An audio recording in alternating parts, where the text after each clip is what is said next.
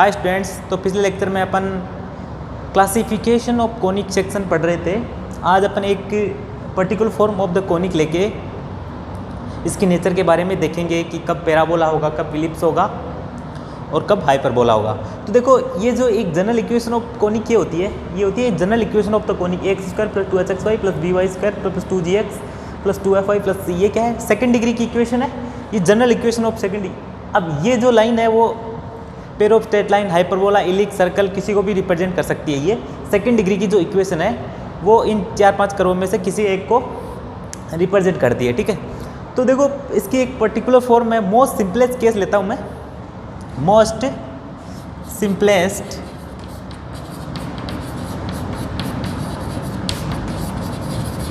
क्या लेता हूँ मैं भाई, केस फर्स्ट है इसमें। मोस्ट सिंपलेस्ट केस फर्स्ट है इसमें, जब focus does not lie on the directrix. First case है focus does not lie on the directrix. ठीक है, यानी फोकस है वो नियता पर, ये जो नियता है उस पर, यानी जो फिक्स्ड लाइन है उस पर नहीं है फोकस। तो मैं मान लेता हूँ कि इसे पर्टिकुलर केस में, सिंपलेस्ट केस में, यदि जो अपनी जो डायरेक्ट्रिक्स है वो वाई एक्सिस है, यानी सपोज जो y axis will be directrix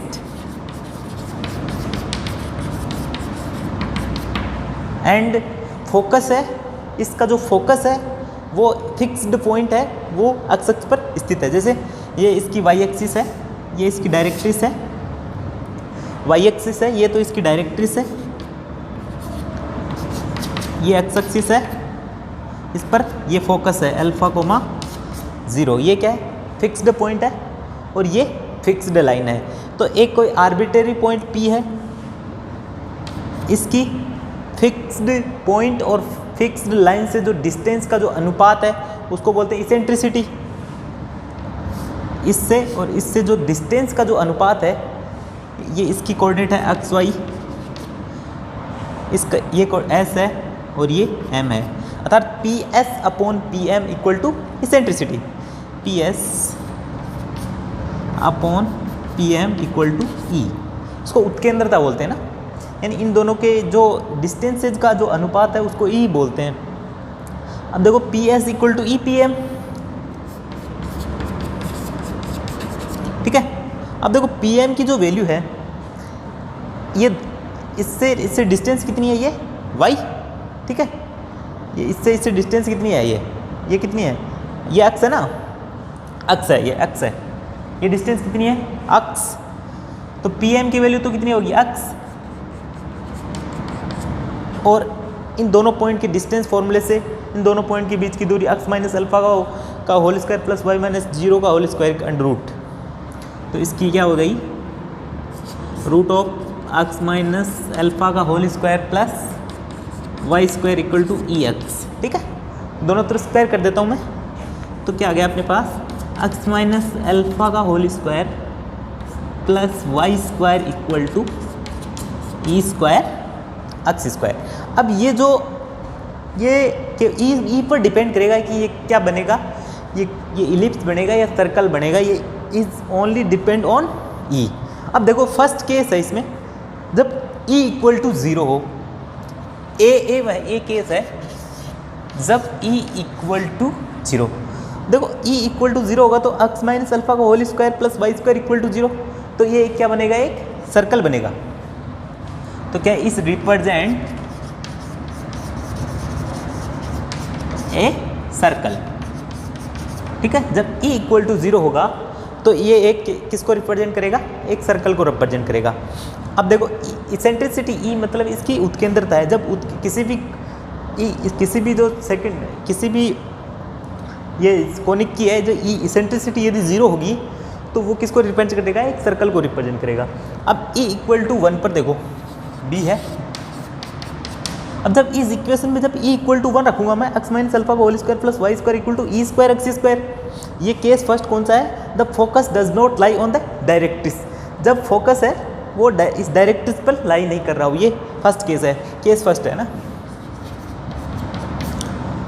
तो जब e इक्वल टू 1 होगा तो क्या होगा, देखो x माइनस अल्फा को whole square plus Y square equal to x square, तो ये हो जाएगा x माइनस अल्फा का whole square plus Y square equal to x square. इसको मैं सिंप्लीफाई कर लेता हूँ, तो x square plus alpha square minus 2 alpha x plus Y square equal to x square. X square से एक्स स्क्वायर कट गया, ये वाई स्क्वायर इक्वल टू क्या आ गया, 2 alpha x plus alpha square, है नी। ये इस टाइप की जो इक्वेशन होती है y square equal to 4ax type की है ये। तो ये क्या किसको रिप्रेजेंट करेगा, ये पैराबोला को रिप्रेजेंट करेगा, तो ये पैराबोला, ठीक है। अब c है, यदि e इज लेस देन 1 हो तो ये इलिप्स को रिप्रेजेंट करेगा, और जब e d है, e is greater than equal to 1 हो तो ये हाइपरबोला। ये तो फर्स्ट केस था जब focus does not lie on the directrix. अब सेकंड केस में क्या आएगा, जब ये फोकस लाइज ऑन द इस डायरेक्ट्रिक्स, जब ये अल्फा कोमा 0 है, ये वाई एक्सिस पर होगा तो क्या होगा, alpha equal to 0।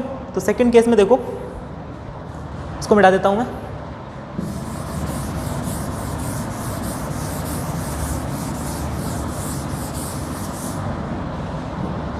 Case second, focus lie on directrix. तो इस केस में जब फोकस डायरेक्ट्रिक्स पे लाई होगा तो ये एस है, इस वाई एक्स पे डायरेक्ट होगा तो अल्फा इक्वल टू 0। तो इस केस में क्या हो गया, अल्फा इक्वल टू 0, ठीक है। तो अल्फा इक्वल टू 0, तो ये इक्वेशन क्या आ गई, x square plus Y square equal to e square x square. ये इक्वेशन क्या आ गई, ये क्या आ गई, एक्स माइनस अल्फा का whole square plus Y square equal to e square x square. तो ये आ गई x square plus Y square equal to e square x square. अब देखो क्या आ जाएगी, देखो ये आ जाएगी y square equal to x square E square minus 1, तो y equal to plus minus root of e square minus 1 into x. अब ये भी क्या ई पर डिपेंड करेगा, ई क्या होगा, ई 1 होगा तो क्या होगा, ये किसको रिफर, ये इस टाइप में, ये जब focus lies on the directrix तब ये पेयर ऑफ स्ट्रेट लाइन, ठीक है, ये पेयर ऑफ स्ट्रेट लाइन होगी, ये पेयर ऑफ स्ट्रेट लाइन,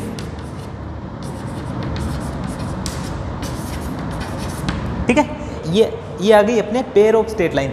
अब ई पर डिपेंड करेगी, लाइन होगी वो रियल होगी, लाइन रियल या डिस्टिंक्ट होगी, या दोनों कॉन्स्टेंट होगी या इमेजिनरी होगी। तो देखो जब E is greater than equal to 1 होगा, केस फर्स्ट, इसमें केस आएगा first, E is greater than equal to 1 होगा तो ये जो लाइन होगी वो रियल और डिस्टिंक्ट होगी। ये क्या होगी, लाइन होगी रियल एंड डिस्टिंक्ट। सेकंड में जब e इक्वल टू 1 होगा तो लाइन होगी वो कौन साइड होगी, वो संपाती होगी, लाइन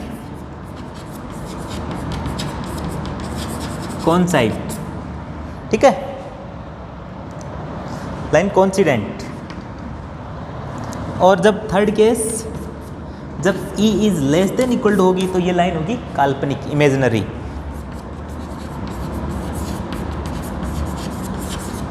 ठीक है, इस प्रकार से अपन किसी भी eccentricity, distance between fixed point and distance between fixed line के जो रेशियो है वो ई है, उसको उत्केंद्रता बोलते हैं। उत्केंद्रता की सहायता से अपन ये देखते हैं भाई उत्केंद्रता ग्रेटर देन 1 है, लेस देन 1 है, तो क्या क्या कौन कौन से कर्व बनेंगे, हाइपरबोला होगा या पैराबोला होगा या एलिप्स होगा। इस प्रकार से अपन इसको देख सकते हैं। Thank you.